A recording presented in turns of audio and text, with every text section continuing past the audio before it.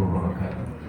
الحمد لله رب العالمين، والصلاة والسلام على أشرف الأنبياء والمرسلين وعلى آله وصحبه أجمعين. سبحانك لا علم لنا إلا ما علمتنا إنك أنت العليم الحكيم.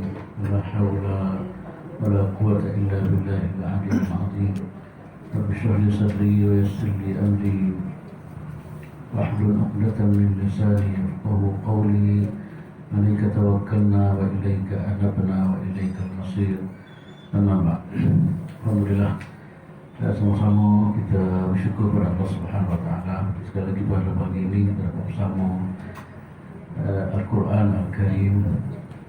Sama-sama kita berdoa supaya Allah Subhanahu wa taala beri kefahaman kita mengenai Quran, kemudian kita juga ikhtiar supaya amal Al-Quran jadi amal dalam kehidupan kita.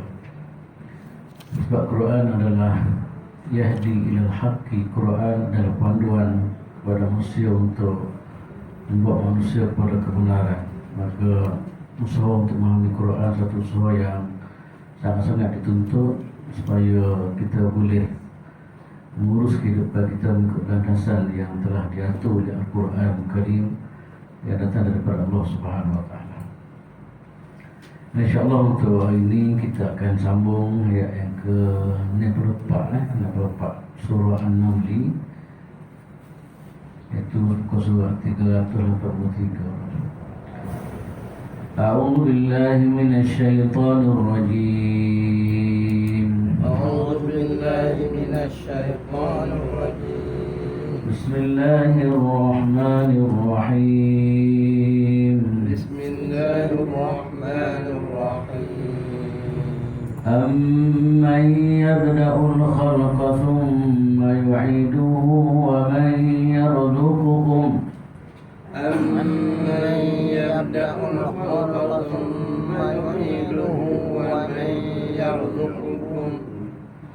وَمَنْ يَرْزُقُكُمْ مِنَ السَّمَاءِ وَالْأَرْضِ ومن يرزقكم من السماء والأرض أإله مع الله أإله مع الله قل هاتوا برهانكم إن كنتم صادقين قل هاتوا برهانكم إن كنتم صادقين قل لا يعلم من في السماوات والأرض الغيب إلا الله قل لا يعلم من في السماوات والأرض الغيب إلا الله وما يشعرون أيان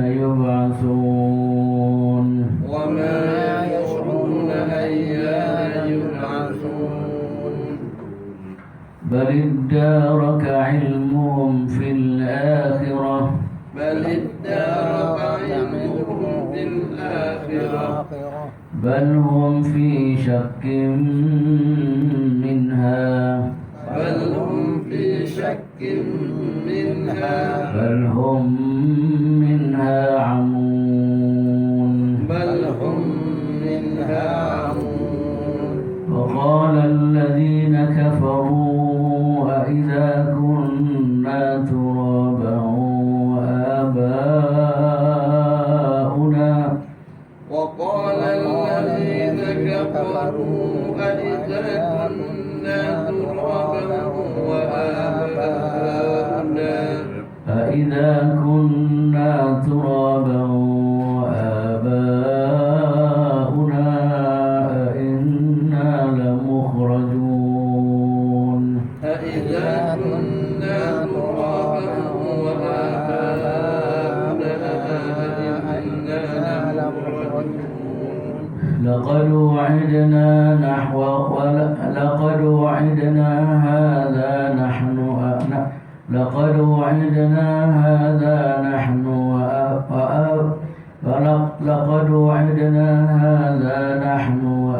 وآباؤنا من قبل لقد وعدنا هذا نحن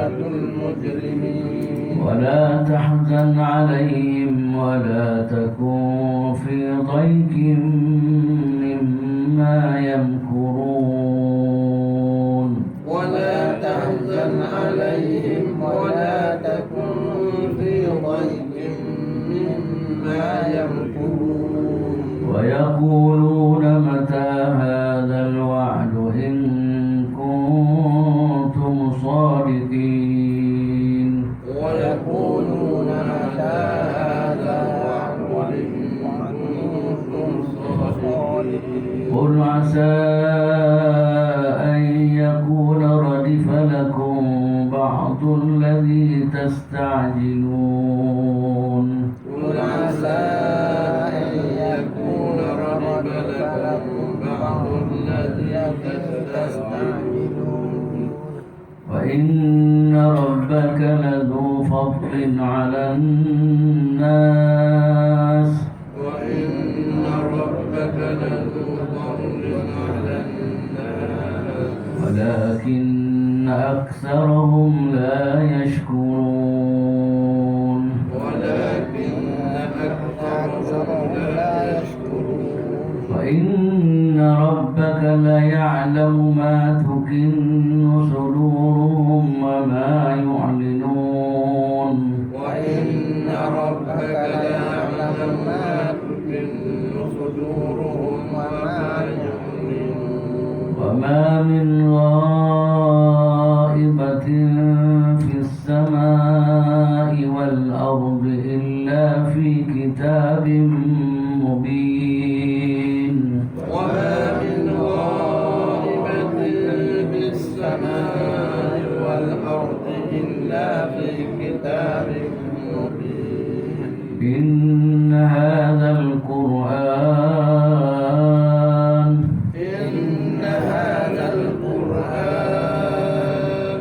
إن هذا القرآن يقص على بني إسرائيل أكثر الذي هم فيه يختلفون إن هذا القرآن يقص على بني إسرائيل أكثر الذي هم فيه يختلفون Alhamdulillah, kita syukur kepada Allah Subhanahu Wa Taala kita dapat baca rubaiyat dalam surah An-Naml. InsyaAllah untuk hari ini kita akan sambung ayat yang ke-64. Dan sebelum tu tuan-tuan semua, saya cuba bawa sikit apa yang berlaku sebelum ni. Sebelum ni Allah Subhanahu Wa Taala, itu ayat apa? Ayat yang 59 tu, qul alhamdulillahi wa salamun ala ibadil ladzina istafa Allahu khairun amma yusyrikun.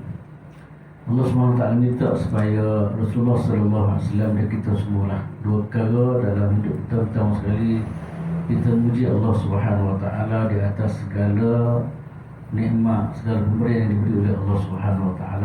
Kemudian yang kedua pula ialah kita diminta supaya selawat salam kepada ucapan salam kepada para anbiya alaihi wassalatu wassalam. Di mana ayat yang ke-50 ini menjadi satu budaya Islam daripada dulu lagi. Mula kecil ada dua perkara. Pertama sekali pujian kepada Allah Subhanahu Wa Taala. Yang kedua ialah selawat kepada Rasulullah Sallallahu Alaihi Wasallam. Dan ini adalah arahan daripada Allah Subhanahu Wa Taala. Itulah di mana saya sebut tadi menjadi satu budaya bagi kita bila kita cakap dulu lagi salafus soleh siapa Allah ni pun kalau kita kecil tazkirah ke kutubuh ke apa semua biasanya kita akan sebut dua perkara ni. Pertama sekali ucapan alhamdulillah, kita muji Allah Subhanahu Wa Taala di atas segala nikmat yang diberi oleh Allah Subhanahu Wa Taala. Yang kedua, salam kepada para anbiya yang telah dipilih oleh Allah Subhanahu Wa Taala sebagai manusia terbaik. Kemudian mereka inilah yang telah menyampaikan risalah ataupun apa dia ajaran Allah Subhanahu Wa Taala kepada manusia. Kemudian lepas tu tuan-tuan semua, Allah Subhanahu Wa Taala cerita tentang apa dia ni tak layak sikit abuk pun kalau kita banding kehebatan Allah Subhanahu Wa Taala dengan apa yang disembah oleh orang musyrikin. Mana tak boleh nak banding lah. Tak boleh, mana Allah Ta'ala perli ataupun apa Allah Ta'ala cuba sebut kehebatan Allah Subhanahu Wa Ta'ala. Dalam masa yang sama Allah Ta'ala cuba merendah ataupun memperlekehkan persembahan yang disembah selain daripada Allah Subhanahu Wa Taala. Daripada ayat 59 sampai ayat ini Allah Taala cerita perkara lah tentang apa dia ni, di mana bermula dengan ailahum Allahu khairun amma yusyrikun. Adakah Allah Subhanahu Wa Taala tu lebih baik apa dia ni, tidakkah Allah Subhanahu Wa Taala lebih baik untuk disembah, mengabdikan diri kepadanya kalau nak banding dengan apa yang disembah oleh orang kafir Quraisy, berhala-berhala mereka dan sebagainya. Maknanya tak ada Tuhan yang layak disembah, layak diabdikan diri kecuali Allah Subhanahu Wa Taala. Mengikut riwayat mengatakan Nabi boleh dibaca ayat ini, Nabi kata kepada dia, balillahu khairun wa abqa wa ajal wa akram. Rasulullah boleh dibaca ayat ini, Allah khairun amma yusyrikun. Tidakkah Allah Subhanahu Wa Taala lebih baik, tidakkah Allah Subhanahu Wa Taala yang sepatut disembah kalau nak banding dengan penyembahan yang disembah oleh orang musyrikin pada masa itu. Rasulullah SAW boleh baca ayat ni tu, Rasulullah jawab. Biasalah Rasulullah ni kalau baca Quran ada ayat yang sampai ayat rahmat, Allah Ta'ala Rasulullah akan minta rahmat. Bila sampai ayat berkaitan dengan hukuman azab dan sebagainya, Allah Ta'ala minta, Rasulullah SAW minta perlindungan daripada Allah Subhanahu Wa Taala. Ayat ni apabila Allah Ta'ala sebut, kita tanda tanya, Allah khairun amma yusyrikun. Maka Nabi SAW jawab, Nabi kata, balillahu khairun wa abqa ajal wa akram. Allah Ta'ala lah lebih baik dan lebih kekal. Allah Ta'ala lah yang mulia. Allah SWT lah yang maha tinggi. Kemudian lepas daripada Allah Ta'ala sebut tentang kuasa dia kan, kuasa Allah Ta'ala, Tuhan cuba buktikan mana Tuhan maha kuasa. Sebab tu dalam Quran Allah Ta'ala cuba nak meyakinkan manusia tentang kehebatan Allah Subhanahu Wa Ta'ala. Tuhan bawa beberapa dalil kan. Ini kaedah pendekatan yang buat dari Quran, nak cerita, nak buktikan kehebatan Allah Ta'ala, keyakinan tentang kuasa dan hebat Tuhan ni. Maka di sana dia buat bukti-bukti. Dan ayat yang kita bicara ni tuan-tuan, sana bukti yang pertama ialah berkaitan dengan kejadian langit dan bumi kan.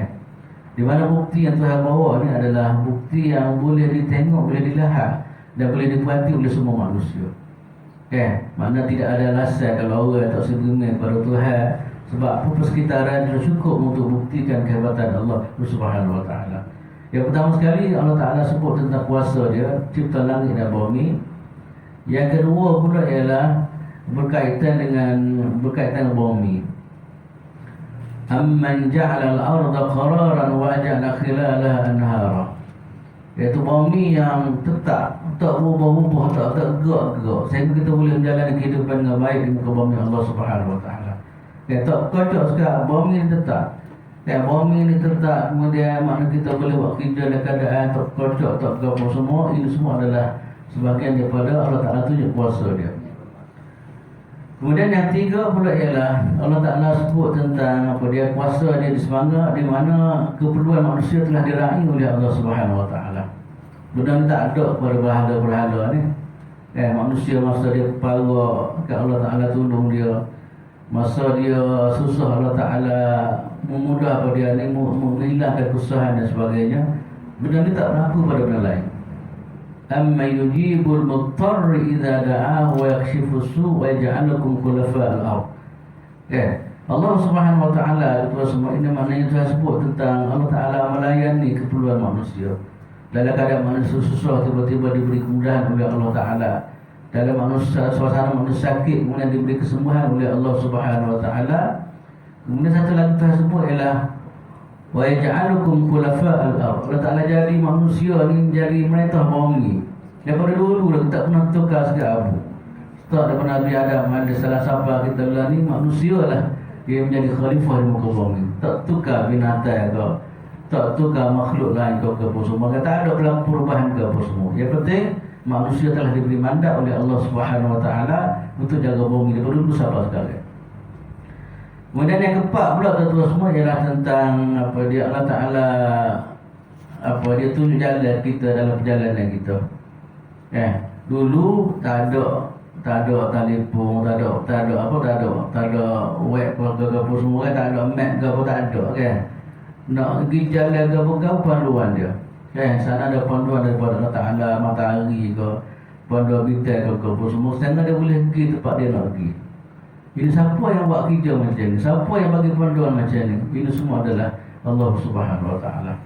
Tuhan sebut so semua tentang bukti kuasa dia. Maka sikit abuk tak ada alasan lah kenapa manusia sembuh selain daripada Allah Subhanahu Wa Taala. Ini tentu semua kaedah Allah Ta'ala nak meyakinkan manusia tentang kehebatan Tuhan. Ini Tuhan tunjuk bagai-bagai ni. Tuhan tunjuk kuasa dia. So 2, 3, 4 kan. Tuhan perkenalkan kuasa dan kehebatan dia melalui dia ni makhluk-makhluk yang berada di persekitaran kita. Kemudian hari ini yang keberapa pula? Hari ini yang kelima ni tuan-tuan. Semua dalil kelima. Amman yabda'ul khalqa thumma yu'iduhu wa man yarzuqukum minas sama'i wal ardh a ilahum ma'allah qul hatu burhanakum in kuntum shadiqin. Bukankah dia Allah Ta'ala yang menciptakan makhluk dari permulaannya, kemudian mengulanginya lagi, bangkit semula, dan yang memberi rezeki kepadamu dari langit dan bumi? Apakah di samping Allah Ta'ala ada Tuhan yang lain? Katakanlah, kemukakanlah bukti kebenaranmu jika kamu orang yang benar. Ini kuasa Tuhan yang menjadikan kita daripada tak ada kepada ada. Benda lain tak boleh buat bagai-bagai gini. Kita dulu tak ada, kemudian diadakan oleh Allah Subhanahu Wa Taala. Kemudian lepas pula Tuhan kembali balik manusia balik semula. Daripada ada kemudian mati, kemudian dikembalikan semula manusia kepada alam yang lain balik semula. Kemudian wa may yarzuqukum minas sama'i wa, siapa yang beri rezeki kepada kamu di bumi, di langit dan di bumi? Tuhan hujan, kemudian daripada bumi tumbuhan-tumbuhan dan sebagainya Siapa yang boleh buat benda negeri? Tuhan tanya satu soalan. Mana benda ni kalau nak compare ataupun nak banding dengan berhala tak ada langsung lah. Sebab itulah tentu semua yang kita bicara ni, maknanya Tuhan bawa dalam semua segi dalil bukti. Tak ada tak boleh nak dekat lain lah. Kita macam terkepung dengan dalil-dalil yang Tuhan bawa. Pada akhir sekali Tuhan kata ilahum ma'allah, ada Tuhan lain ke selain daripada Allah Subhanahu Wa Taala yang kamu nak sembah, yang kamu nak puja, yang kamu abdikan diri kepadanya. Tak ada, confirm tak ada begitu cuba tengok depan sosok yang kita bicara tadi. Maknanya bagi orang yang ada akal yang waras, hati yang hidup, dia akan kata tidak ada di sana Tuhan lain yang disembah kecuali Allah Subhanahu Wa Taala. Bahkan Nabi SAW cabar dia, qul hatu burhanakum in kuntum shadiqin. Kalau kamu masa berhala kamu sembah tu hebat cuba tunjuk apa bukti kehebatan dia. Qul hatu burhanakum in kuntum shadiqin. Tunjuk, mukakan bukti kebenaranmu jika kamu orang yang benar. Cuba tengok ini tentu semua. Kalau patutlah orang Arab dulu, kalau orang yang hati dia hidup, hati dia nak kebenaran, maka ayat-ayat kita cukup untuk bawa dia kepada Allah Subhanahu Wa Taala. Sebab tu para anbiya atau para sahabat radhiyallahu taala, bila dia masuk Islam tu semua ayat-ayat ini yang nak bacanya. Tak banyak Nabi baca ayat dia kerana dia nak pada kebenaran dia. Otak dia memang otak dia nak kepada kebenaran, hati dia nak tunduk kepada kebenaran. Maka ayat-ayat ini sudah cukup untuk nak bawa dia kepada Allah Subhanahu Wa Taala. Ini satu kaedah. Satu ayat-ayat kita bicara ini adalah pendekatan Quran, bagaimana nak bawa manusia supaya kenal Allah Subhanahu Wa Taala. Dia tak macam pendekatan falsafah ni dia main otak gitu tapi Quran ni dia tuju dua perkara. Pertama sekali kita berakli, tuju kepada akal, sama dia tuju kepada hati. Ini dia panggil dari tengah jauh sekolah, dia panggil metodologi Quran lah. Kaedah Quran ni cakap pada dia tuju dua tempat. Otak dia tuju juga, kemudian hati dia tuju juga. Sebab tu kita akan terasa, kita mikir masa sama ialah hati kita terasa. Sebab tu orang baca Quran benar-benar dia menangis, dia gabung sebab dia faham maknanya Allah Ta'ala tuju situ.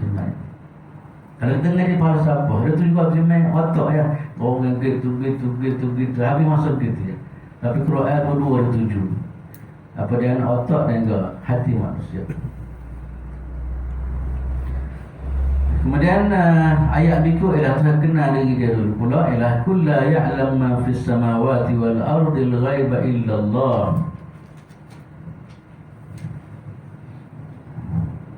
Kullu ya'lam ma fis samawati wal ardi al-ghaiba illa Allah. Wa ma yash'uruna ayyana yub'atsun. Ayat yang ke-65 Katakanlah wahai Muhammad, tidak ada suatu pun di langit dan di bumi yang tahu perkara yang gaib kecuali Allah Subhanahu wa taala, dan mereka tidak mengetahui tiba mereka akan dibangkitkan. Sekarang ini antara benda kaedah yang akidah yang kita diajar oleh Allah Subhanahu wa taala melalui Nabi sallallahu alaihi wasallam ialah benda-benda gaib semua adalah di bawah pengetahuan Allah Subhanahu wa taala. Benda gaib sama ada benda yang kita tak nampak atau benda yang berkaitan dengan akhirat, itu semua termasuk dalam kumpulan yang dikatakan benda gaib lah. Qul la ya'lamu ma fis samawati wal ardi al-ghaiba illa Allah. Benda-benda gaib tak ada orang tahu kecuali Allah Subhanahu wa taala. Cuma kalau kita perhati tu semua di sana ada beberapa perkara lah. Dia panggil mafatihul ghaib. Antara benda-benda yang tak diketahui oleh manusia. Di antara contoh dalam surah Luqman Allah Ta'ala sebut, dia panggil beberapa perkara lah yang Tuhan senara. Antara benda gaib yang tak diketahui oleh orang lain kecuali Allah Subhanahu wa taala. Inna Allah indahu ilmus sa'ah wa yunazzilul ghaitha wa ya'lamu ma fil arham wa ma tadri nafsun madza taksibu ghadan wa ma tadri nafsun bi ayyi ardin tamut. Di antara benda gaib dia telah sebut dalam Quran, antara benda yang manusia tak tahu ialah pertama sekali ialah dia panggil mafatihul ghaib. Yang pertama sekali ialah apa dia ni la ya'lamul ghaisa. Maknanya tu hujan katakanlah. Dan yang pertama sekali ialah tentang hari kiamat, ilmu sa'ah. Ini sebahagian daripada perkara gaib. Bila akan berlaku hari kiamat, tak ada orang tahu sikit abu kecuali Allah Subhanahu wa taala. Cuma orang tahu bila akan berlaku. Atas sa'i pun tahu kan, mana dunia akan berlaku yang porak-poranda. Cuma cara tepat bila berlaku tak diketahui kecuali Allah Subhanahu wa taala. Wa ma ya'lamuha illallah, tak akan diketahui tentang kedatangan hari kiamat ni kecuali Allah Subhanahu wa taala. Yang kedua pula ialah wa yunazzilul ghaitha, iaitu hujan. Walaupun lah ni buat kajian ke apa semua, tapi maknanya tak setepat apa dia ni. Kadang-kadang nak tu kata hujan tu tapi tak tahu apa kadang-kadang berlaku hujan tu kan. Ini yang kedua tentang apa itu hujan. Yang ketiga pula ialah wa ya'lamu ma fil arham, iaitu benda yang ada dalam perut kan. Kelahiran dan sebagainya apa dia ni, kejadian anak-anak dalam perut tu kan. Cuma orang tahu lah ni, itu semua orang benda tu dah berlaku dah. Yang keempat pula ialah tuan-tuan semua ialah apa yang dia akan buat pada masa esok. Tak tahu ke apa kan. Walaupun dia dah perancangan, kadang-kadang berlaku gitu, berlaku ini sebagainya. Kemudian akhir sekali yang kelima pula ialah tentang apa dia, di mana tempat dia mati. Ini semua termasuk dalam lingkungan dapat mafatihul ghaib, perkara-perkara yang tidak diketahui kecuali Allah Subhanahu wa taala. Kemudian wa ma yash'uruna ayyana yub'atsun. Mereka tak tahu apabila akan berlakunya hari kiamat. Ini semua semua termasuk dalam akidah kita lah. Kalau orang dakwa dia tahu hari kiamat, tu pembohongan lah tu.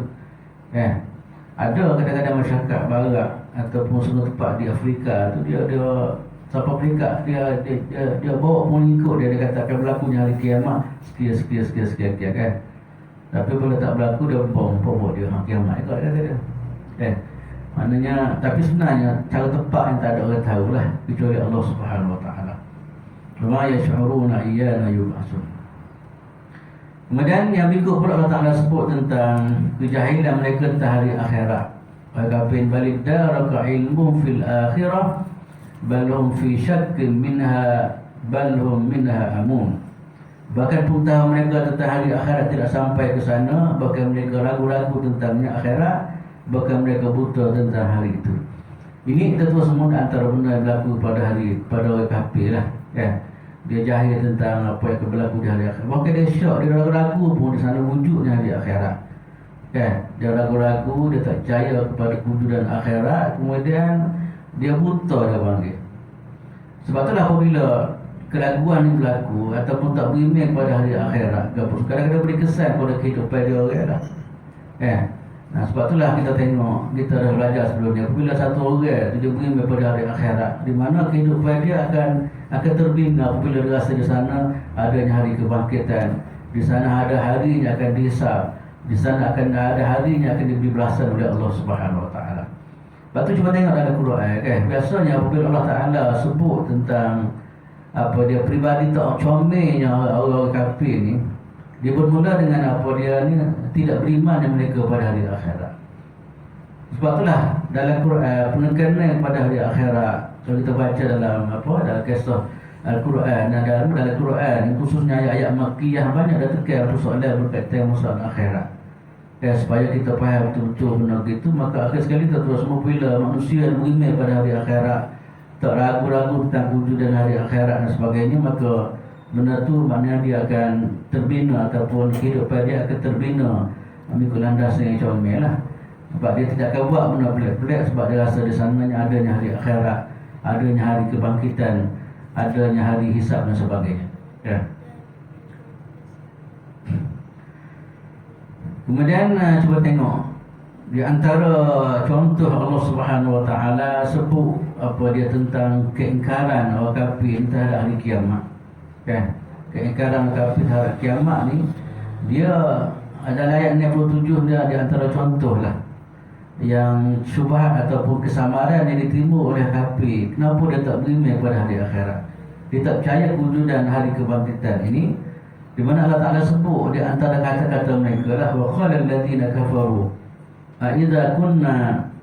Aidza kunna turaban wa aba'una inna lamukhrajun. Ayat 67 ni tuan semua ialah, dan orang kafir berkata setelah kita menjadi tanah dan begitu juga nenek moyang kita, apakah benar kita akan dikeluarkan daripada kubur? Dia kata menasabah kau, kita dah bubuh, kita dah mati ke apa semua kan, dah jadi tanah, jadi tiba-tiba nak bangkit semula. Ini antara benda yang dia timbul lah. Itu ikut kefahaman dia orang. Tapi bagi kita orang Islam, orang faham tentang kuasa Tuhan, orang faham tentang kehebatan Allah Subhanahu Wa Taala, benda ni tak pelik bagi Tuhan. Walaupun manusia dah berubah jadi tanah, boleh bangkit semula kan. Ini semua di bawah pengetahuan Allah Subhanahu. Kalau sebelum ni Tuhan tak dia ni, kita lahir dalam keadaan tak ada, tiba-tiba dilahirkan oleh Allah Subhanahu Wa Taala. Kemudian apabila mati bagi ada dah. Tuhan nak bangkit semula mudah bagi Allah Subhanahu Wa Taala. Tapi dia orang tu dia mikir segi logik lah, segi akal yang akal yang tak sepenuh kita panggil. Dia kata apabila dah jadi tanah, jadi ke apa semua, nasabah akan dia bangkit semula. Ini antara dia panggil syubhat ataupun kesamaran yang cuba dibawa oleh orang kafir Quraisy ataupun orang kafir sebelum ni lah. Tak pernah sabar sikap apa kata dia, kebangkitan akan berlaku semula apabila kita dah rusak habis, jadi tanah habis, ada repuk habis, tulai-tulai ke apa semua, nak sabar ke kita akan dikembali semula oleh Allah Subhanahu Wa Taala.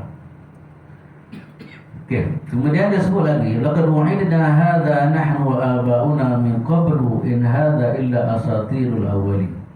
Cuba tengok sikap dia orang kan. Dan sejak dulu lagi dia kata, sejak dahulu kami telah diberi ancaman dengan ini hari kebangkitan. Kami dan nenek moyang kami sebenarnya ini hanyalah dongeng orang terdahulu. Sebenarnya cerita-cerita hari kebangkitan yang lama dah oleh Nabi Muhammad siapa duduk cerita kata dia. Sebenarnya tak ada kawan satu pun. Inilah yang Muhammad kata dia duduk cerita pada kami. Dia ujuk-ujuk kami tentang hari kebangkitan. Sebenarnya tak berlaku pun. Ini hanya sekadar cerita dongeng-dongeng kata dia. Cuba tengok dia kecil siapa-siapa gitulah. Dia mengingkari hari kiamat. Dia bawa dalil cara dia lah. Bagi dia satu benda yang tak pernah sabar, bagi dia satu cerita yang dongeng. Kebangkitan semula ke hari kiamat ke apa semua ni satu benda yang dongeng. Yang selalu disebut-sebut oleh Nabi, yang selalu disebut, diberi peringatan kepada datuk nenek mereka dan sebagainya. Nah tu semua yang dia orang timbul benda-benda gini lah. Yang penting dua ayat yang gambar kepada kita, dia orang tolak keimanan kepada hari akhirat. Sedangkan itu semua hari akhirat di antara benda asas yang dibawa oleh para anbiya alaihi salatu wassalam. Daripada dulu lagi. Dua perkara benda besar sekali. Pertama sekali keimanan kepada Allah Subhanahu Wa Taala. Yang kedua ialah hari akhirat. Ini dua perkara benda yang panggil serangkai lah. Benda yang selalu dibawa oleh para anbiya alaihi salatu wassalam untuk nak bina keyakinan kepada manusia. Dan benda yang sama lah yang berlaku daripada dulu lagi. Ada golongan yang tidak percaya, bukan sekadar tak percaya, dia buat andaian-andaian yang bukan-bukan. Bahkan dia kata ini semua adalah asatirul awalin, cita-cita dongeng yang dibuat oleh Nabi ataupun para Anbiya alaihi salatu wassalam. Okey. Kemudian tuan-tuan semua daripada itu pula ialah Allah Subhanahu wa taala, ayat yang berikut ialah la qudsiru fil ardi fadhuru kaifa kana aqibatul mujrimin. Ayat 70 ni, ayat 60 ni Allah Subhanahu wa taala dia nak cuba kembalikan mereka ni kepada kebenaran. Oleh kerana cara dia memikir, cara dia dia sikap dia tak betul, maka Allah Ta'ala cuba nak bawa dia supaya kembali kepada betul dari segi sikap dan percakapan dia ni, supaya dia kita tengok. Kan dia jalan, dia tengok bagaimana orang dulu yang telah dibinasa oleh Allah Subhanahu Wa Ta'ala yang tidak beriman, yang tidak beriman dan angkah di akhirat, bagaimana dia orang yang dibinasa oleh Allah Subhanahu Wa Ta'ala. Kalau dia jalan, katakanlah dia jalan dan perjalanan, dia boleh tengok ni tempat ni lah orang hebat telah dibinasa oleh Allah Ta'ala, tempat ni lah tamadun yang hebat dibinasa oleh Allah Ta'ala. Dengan sebab apa dia? Dengan sebab tak beriman kepada Tuhan, dengan sebab angkah di akhirat. Sebab itulah tuan-tuan semua, kadang-kadang Allah Ta'ala ni dia nak bina keyakinan manusia ni ada 2-3 perkara lah. Yang pertama sekali Tuhan bawa supaya tengok diri kita. Kalau kita ni kajian dalam tesis saya lah, kita bagaimana Tuhan nak bina keyakinan manusia ni. Kadang-kadang dia buat 3 cara. Yang pertama sekali Allah Ta'ala minta supaya kita tengok pada kita sendiri. Wa fi anfusikum afala tubsirun. Tengok pada kita bagaimana, cuba cek molek bagaimana kehebatan kita, kan? Bila kita kaji betul-betul, kita akan nampak di sana ada yang Maha Kuasa yang bina manusia. Kemudian lepas tu pula Tuhan tengok persekitaran yang kita sebut tadi. Kita ajak supaya kita tengok persekitaran. Yang kita ada percaya 45 ni tadi, kan? Tengok langit, tengok bumi, tengok ke apa semua, kan? Ini tuan-tuan semua di antara kaedah Allah Ta'ala nak bina keyakinan tentang kuasa Tuhan yang melalui tengok benda-benda yang ada di persekitaran. Yang ketiga pula kita panggil ialah melihat kepada sunan ataupun peraturan Allah Ta'ala yang terjadi dah. Dia panggil fiqh sunnah, dia panggil ialah tengok bagaimana kejadian yang berlaku. Kita tengok sendiri, kan? Ini satu kaedah yang Allah Subhanahu Wa Taala nak bina keyakinan, nak kembali manusia kepada jalan yang benar. Lalu Tuhan minta supaya dia jalan, dia tengok sendiri.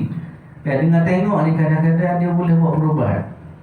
Yang macam kita, kalau kita tahu, dia beza tahu dengan tengok ni.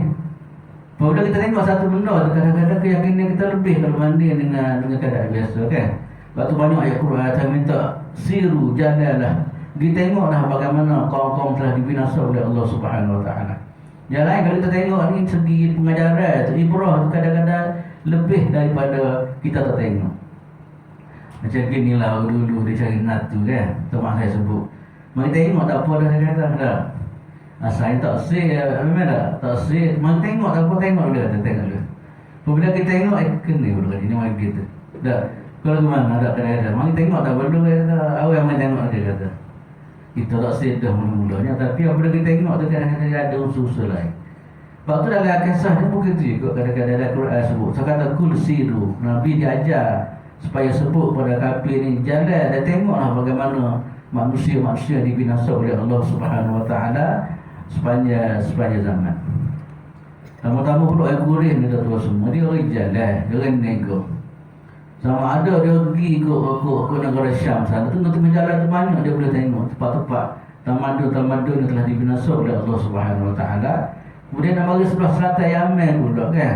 Dia akan jumpa ada sebelah-sebelah tamadun yang masih ada kisah-kisah yang telah dibinasa oleh Allah Subhanahu Wa Taala. Kuat-kuat yang dia boleh tengok tu, dia boleh tengok, dia boleh insaf balik. Tak lihat ke lagu ni, kan? Tak lihat tu lari daripada landasan Allah Taala, takut kena semana berlaku kepada dia orang. Kul siru fil ardi fanzuru kaifa kana aqibatul mujrimin. Al-Quran banyak, kan? Ajakkan daripada Allah Ta'ala supaya dia orang ni jalan dan tengok. Itulah tuan-tuan sebut antara benda yang saya sebut tadi. Allah Ta'ala bina keyakinan manusia pertama sekali melalui tengok diri kita, dia panggil. Yang kedua tengok pada persekitaran. Yang ketiga ialah ambil pengajaran daripada fiqh sunnah, ambil pengajaran daripada apa yang berlaku yang masih ditinggal oleh Allah SWT kisah-kisah dia.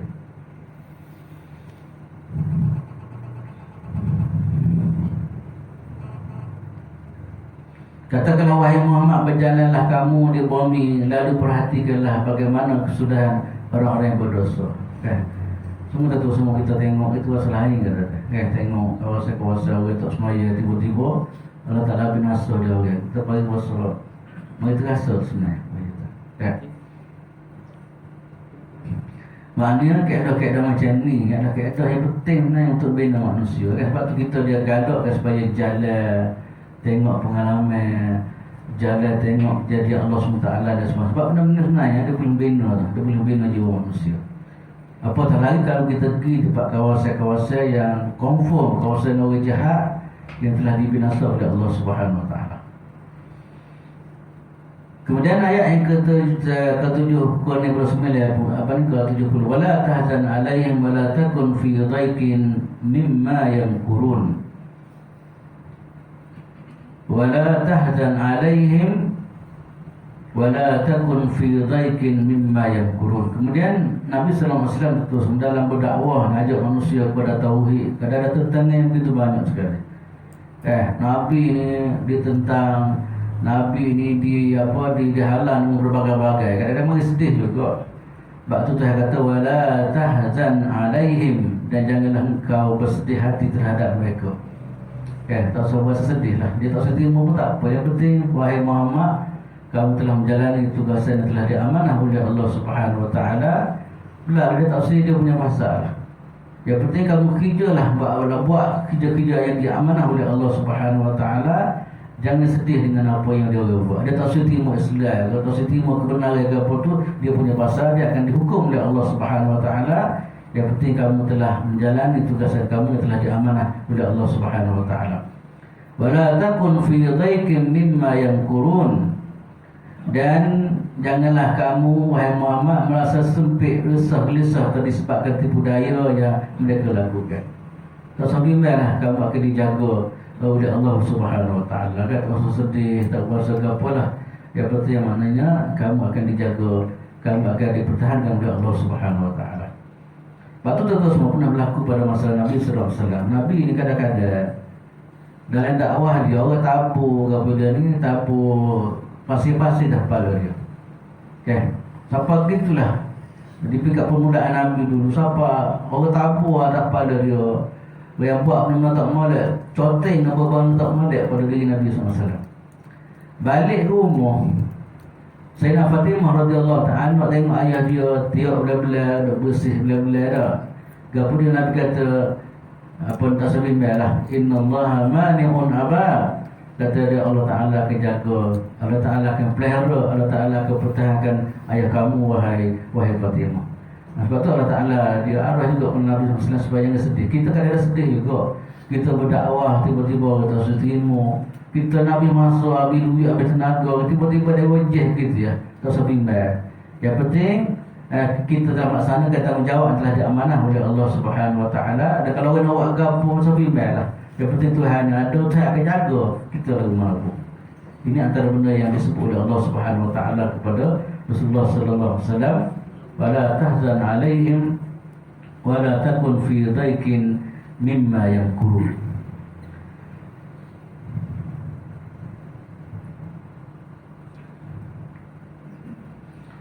Kemudian yang berikut pula tuan semua, sikap al-kafir ni dia bukan hanya sekadar dia tolak tentang hari akhirat, tentang bila akan berlakunya hari kiamat, tak percaya tentang hari kiamat ni. Bahkan semua azab Tuhan ke apa semua dia tak percaya berlaku.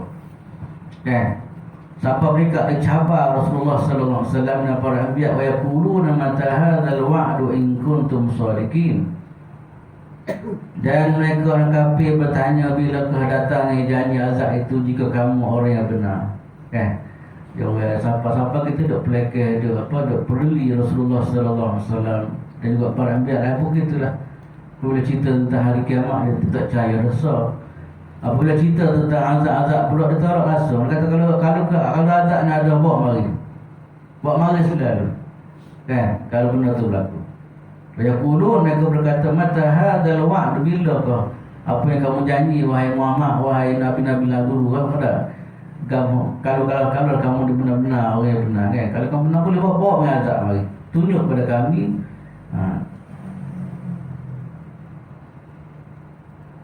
Dia sebut benda-benda ini adalah atas dasar nak menganyi lah kita panggil nak menganyi ataupun nak pelekeh apa yang diperkatakan oleh Nabi ataupun Rasul alaihi wassalatu wassalam. Sini lebih kepada Nabi Muhammad lah.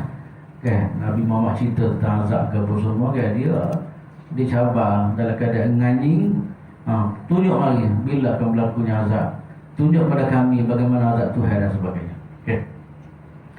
Kemudian tuan-tuan semua, Allah Ta'ala ajar Nabi sallallahu alaihi wasallam supaya jawab kepada dia orang. Qul asa an yakuna radifa lakum ba'dul ladzi tasta'jilun. Katakanlah wahai Muhammad, boleh jadi sebahagian dari azab yang kamu minta disegerakan itu telah hampir sampai kepada kamu. Mana walaupun tak semua jadi orang minta tu boleh jadi, mana benda tak akan berlaku pada kamu. Antara contohnya, kalau tengok lagi tak tafsir, ialah dia orang itu macam mana telah dihukum oleh Allah Ta'ala dalam perang Badar dan banyak tawanan-tawanan yang berlaku dan semua dia telah dimatikan oleh Allah Subhanahu Wa Ta'ala, dibunuh oleh orang Islam dalam peperangan Badar. Ini pun sebahagian daripada penyiasaan Allah Ta'ala yang telah tunjuk sebelum daripada penyiasaan, sebelum daripada seksa yang sebenarnya dia akan berlaku. Qul asa an yakuna radifa lakum ba'dul ladzi tasta'jilun. Katakanlah wahai Muhammad, boleh jadi tak lama lah benda-benda yang kamu minta segera tak akan berlaku pada kamu. Kalau ikut ulama tafsir, antara kata dia antaranya ialah macam mana dia orang telah dihukum, mereka telah dikalahkan dan mereka dibunuh dalam beberapa peperangan yang berlaku pada masa Nabi sallallahu alaihi wasallam, antaranya ialah perang Badar. Qul asa yakuna radifa lakum radifa lakum ba'dul ladzi tasta'jilun. Kemudian wa inna rabbaka ladu fadlin 'alan nasi walakinna aktsaran nasi la yashkurun. Ayat yang ke-73, ada sesungguhnya Tuhan benar-benar memiliki kurnia yang diberikannya kepada manusia. Sebenarnya Tuhan lah yang bagi kemuliaan kepada manusia berbagai-bagai apa dia kemuliaan yang Allah Ta'ala bagi kepada manusia. Sama ada orang Islam ataupun kafir. Orang Islam je lah Allah Ta'ala bagi. Kafir di antara kelebihan atau bagi kafir adalah Tuhan pelewat sikit hukuman. Itu pun sebahagian daripada fadlun kurniaan Allah Ta'ala kepada orang-orang yang tidak beriman. Bagi ruang dia orang lagi supaya dia orang bertaubat. Bagi ruang pada dia orang supaya dia orang ni kembali kepada Allah Subhanahu Wa Ta'ala. Tetapi biasa manusia tuan-tuan semua, walaupun banyak macam mana sekalipun kelebihan itu Tuhan bagi, tetapi biasa manusia ni kata Allah Ta'ala walakinna aktsarahum la yashkurun, tetapi kebanyakan manusia tidak terima kasih kepada Allah Subhanahu Wa Ta'ala. Ini tuan-tuan semua yang berlaku pada hari ini lah, ataupun sebelum ni gitulah. Kalau nak tengok dari segi nikmat Tuhan pada kita ni banyak sangat. Yang selalu saya sebut pertama sekali nikmat tu wujud, nikmat kita diadakan. Saya pernah sebut maknanya kalau kita tengok pada nikmat Tuhan ni, kita boleh rumus 3 perkara lah. Yang pertama sekali dia panggil nikmat tu wujud, nikmat kita diadakan. Daripada tak ada kemudian diadakan. Dulu tak ada, 100 tahun lepas ataupun 80 tahun lepas tak ada, kemudian kita diadakan. Itu kita panggil nikmat tu wujud. Yang kedua pula nikmatul imdad, nikmat kelangsungan hidup. Daripada hidup sampai sekarang kita boleh hidup. Cuba tengok celah-celah tu. Gapuria nikmat yang berbagai-bagai yang diberi oleh Allah Subhanahu Wa Ta'ala kepada kita. Kita tengok satu hari lah, start daripada kita bangun tidur tuan-tuan semua. Cuba tengok, cuba kita bilah. Mana tak terbilah lah. Waktu kita panggil nikmat kelangsungan hidup. Sama ada Tuhan bagi nyawa kita. Celah-celah tu pula pakaian, celah-celah tu pula makanan, celah-celah tu minuman apa semua, sampai kita boleh hidup sekarang. Ada semua orang kadang-kadang 2 hari dia tak ada dah. Ada semua orang mati dah perut pun ada kadang-kadang. Tapi kita ni kelangsungan hidup sampai hari ni 60 tahun, 70 tahun, 40 tahun dan sebagainya. Ini semua tuan-tuan semua adalah anugerah daripada Allah Subhanahu Wa Ta'ala. Nikmatul imdad, alif mim da alif dal. Imdad. Kemudian satu lagi ialah dia panggil nikmatul hidayah. Nikmatul hidayah ni nikmat yang Tuhan tak bagi kecuali orang dipilih lah. Nikmat Islam kita panggil. Tentu semua, walaupun nikmat yang begitu banyak yang Tuhan bagi, tapi ada ayat yang kata walakin aktsaruhum la yashkurun, tapi tak ramai orang yang syukur kepada Allah Subhanahu wa taala. Waktu dalam ayat lain Tuhan kata wa qalilum min ibadiyasy syakur, tak ramai orang yang terima kasih kepada Allah Subhanahu wa taala. Saya pernah buat cerita pada tuan-tuan sebelum ni. Pernah berlaku pada masa Sayyidina Umar Al-Khattab radhiyallahu taala. Sayyidina Umar pernah dengar satu orang Badawi duduk di Kaabah. Orang Badawi ni tak ngaji, orang tak ada ilmu lah. Tapi dia orang ni walaupun tak ada ilmu, dia orang faham bahasa Arab. Kalau baca Quran ke apa, dia orang faham lah. Kan?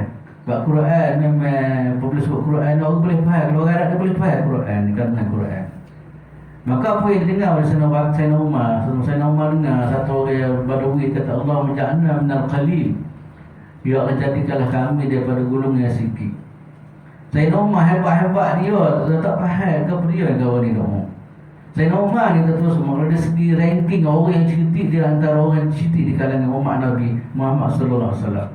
Setiap umat dia ada orang cerdik. Maka di kalangan Nabi Muhammad adalah pada Sayyidina Umar Khattab radhiyallahu. Sampai doa ni yang didoa oleh orang Badawi, dia tak faham ke apa dia jadi kena kuliah Badawi. Maksudnya ya Allah jadikanlah kami orang yang sikit. Jadikanlah kami orang sikit. Sayyidina Umar tak faham. Sayyidina Umar tanya apa doa gini ya. Maka Badawi itu kata, dia baca Quran, wa qalilun min ibadiyasy syakur, tak ramai orang yang syukur pada Allah Taala. Aku nak jadi orang macam dia kata dia. Aku nak jadi orang sikit yang apa dia ni, dia sentiasa syukur kepada Allah Subhanahu wa taala. Baiklah tuan-tuan, sama-sama lah apa dia, kita cuba cek baliklah. Nikmat banyak, nikmat sihat, kita guna kesihatan untuk minum molek. Hari ni alhamdulillah kita Tuhan bagi sihat. Kita boleh angkat bodi kita mari masjid. Ini pun sebahagian pada kesyukuran kita kepada Allah Subhanahu wa taala. Dia bagi nikmat mata, kita tengoklah barang-barang molek. Dia bagi nikmat telinga, kita dengarlah barang-barang molek. Itu di antara pada bentuk apa dia ni syukur kita kepada Allah Subhanahu wa taala. Dan kita dah bicara sebelumnya, kalau sebut syukur Tuhan ada tiga. Ada pertama sekali syukur hati.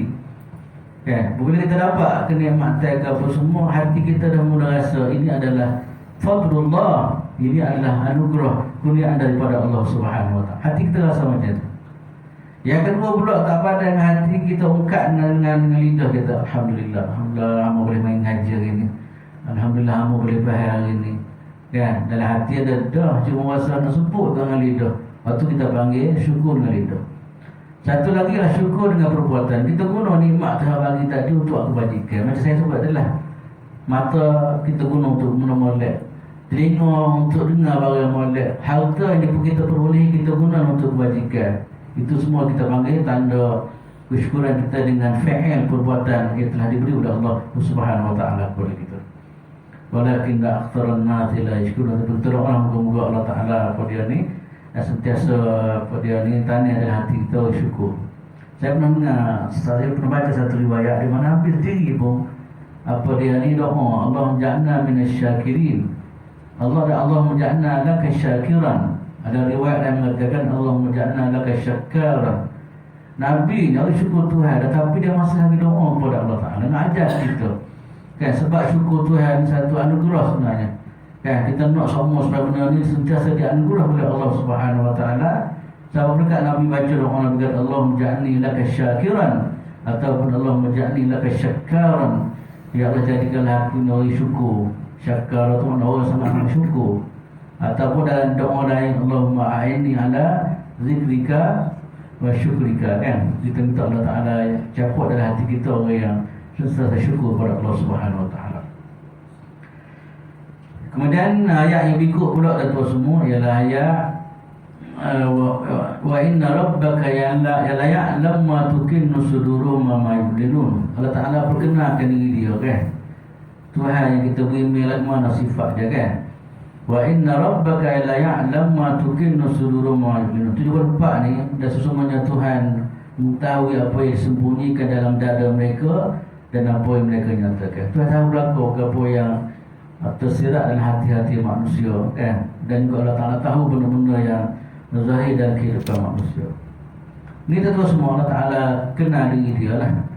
Sebab itulah Allah Ta'ala nak sebut kehebatan dia ni. Dia kenal diri dia melalui dia panggil ayat Al-Matluwah, ayat-ayat Quran yang kita baca. Satu lagi adalah ayat Al-Kauniyah, Itu ayat-ayat kejadian Tuhan yang berada di persekitaran ini. Ya. Nah, ini kaedah Tuhan nak tunjuk kehebatan dia. Kadang-kadang dia sebut dalam Quran gini. Yang kedua dia ada apa ni, kita baca melalui apa ni ayat-ayat yang berada di persekitaran kita. Wa inna rabbaka la ya'lamu ma tukinnu suduruhum wa ma yu'linun. Kemudian wa ma min ghaibatin fis sama'i wal ardi illa fi kitabim mubin. 75, dan tidak ada suatu pun yang tersembunyi di langit dan di bumi melainkan tercatat dalam kitab yang jelas, itu Lauh Mahfuz. Ya, ini semua tuan-tuan semua dia bangkai kaedah lah. Allah Ta'ala nak bina keyakinan kita tentang kehebatan. Kita sebut habis gapo-gapo adalah di bawah pengetahuan Allah Subhanahu Wa Ta'ala. Sebab tu kadang-kadang pernah berlaku di kalangan Quraisy. Buat Quraisy dia kata kita kecek kos sebab bima takut Tuhan Muhammad ni tahu, kata dia. Dia kata yang kecek dia kata takut Tuhan Muhammad ni tahu. Maka tu ayat apa dia? Ya, apa dia Quran sebut apa dia ni, wa asirru qaulakum aw jaharu bi. Dalam surah apa? Surah Tabarak tu kan. Pokok kafir dia kata dia kecek kos, dia kata takut Tuhan Muhammad ni tahu. Maka tu ayat tu dia kata kau galah kau semua di bawah pengetahuan Allah Subhanahu Wa Taala. Kemudian yang ayat terakhir lah 76. InsyaAllah kita akan bicara panjang berbelah. Semua saya nak akhir hari ini macam sikit. Inna hadzal Qur'ana yaqussu ala bani Israil aksara alladhi hum fihi yakhtalifun. Sesungguhnya Al-Quran ini menjelaskan kepada Bani Israel sebahagian besar dari perkara-perkara yang mereka perselisihan. Dan insyaAllah kita akan tengok Dr. Harbah ni bagaimana Quran dicerita tentang apa yang berlaku pada masa Bani Israel, bagaimana kekhilafan yang berlaku dan bagaimana penyelewengan yang berlaku di kalangan dia. Dan akhir sekali ayat yang 77 tu, wa innahu lahudan wa rahmatul lil mu'minin. Quran peranan dia adalah apa dia benar-benar menjadi petunjuk dan rahmat kepada orang beriman. Ya, sebab tu kita usaha baca Quran, usaha faham Quran, usaha apa dia menghayati Quran. Sebab apa? Quran sifat dia hudan. Kan? Sebab dia petunjuk, pembimbing, apa ni, rahmah dan rahmat kepada orang beriman. Inilah kita usaha mengaji Quran kepada tuan semua. Kita nak supaya apa dia ni, panduan Quran ni benar-benar kita dapat ikutilah. Sebab peranan Quran itu sendiri adalah hudan. Quran itu adalah peranan sebagai petunjuk ataupun pembimbing kepada manusia. InsyaAllah saya untuk setakat tolong tahun ini, InsyaAllah saya akan bincang panjang sikit untuk mengenai ini. Bermula daripada ayat 76 ni, InsyaAllah kita akan start situ. Kemudian kita akan bincang tentang Quran, tentang kehebatan Quran dan hikmah Allah Ta'ala tu Quran. So insyaAllah kita akan sebut secara detail dalam pertemuan kita pada masa akan. Kita doalah moga Al-Quran ni benar-benar menjadi apa dia ni, menjadi apa ngesayang apa kita lah. Sentiasa bersama-sama kita dapat ambil panduan dan pengajaran daripada Al-Quran dalam membina kehidupan kita. Moga kita sentiasa dikatakan oleh Allah Subhanahu Wa Taala. Moga kita menjadi hamba yang terbaik di sisi Allah Subhanahu Wa Taala. Yang baik